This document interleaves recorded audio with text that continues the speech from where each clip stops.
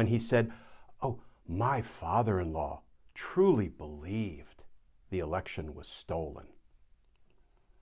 Why do I say I hope Jared lied to the grand jury?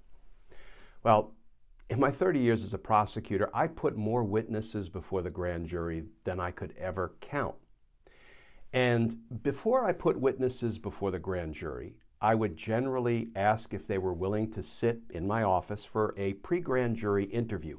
Importantly, a subpoena does not compel somebody to sit with the prosecutor for a pre-grand jury interview. It merely compels them to go into the grand jury and testify.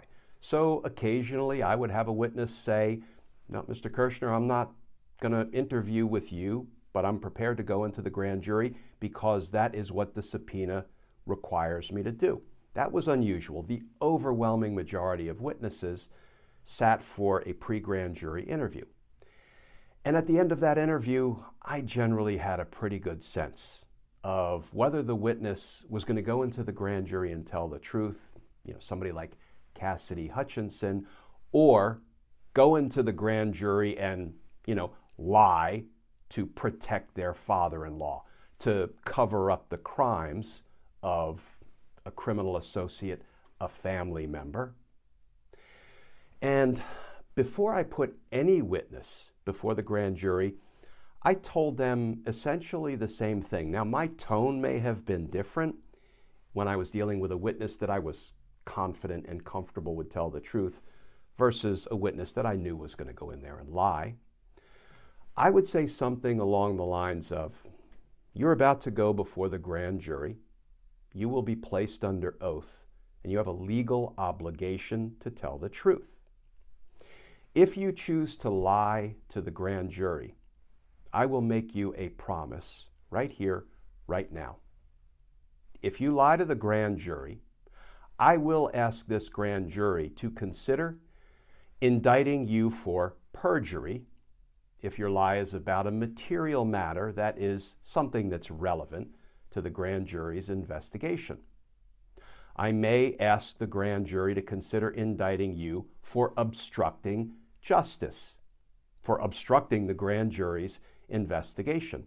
I may ask the grand jury to consider indicting you as an accessory after the fact, because you will be assisting the target of this grand jury's investigation in getting away with his crimes by lying, by covering them up.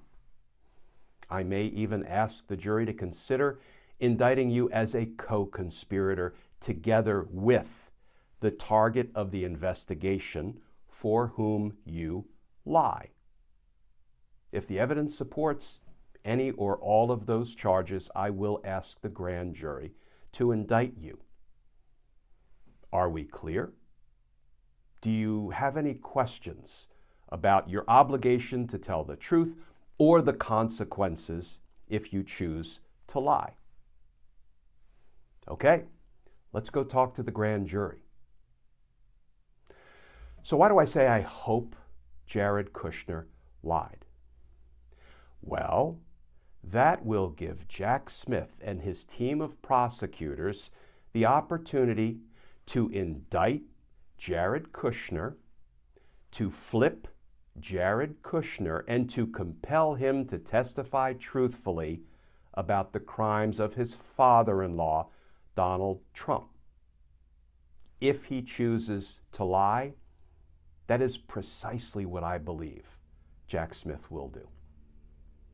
And that will be a good thing, because that will not only produce even more incriminating evidence against Donald Trump, but it will hold Jared Kushner accountable for the crimes he chooses to commit in his determination to cover up the crimes of Donald Trump.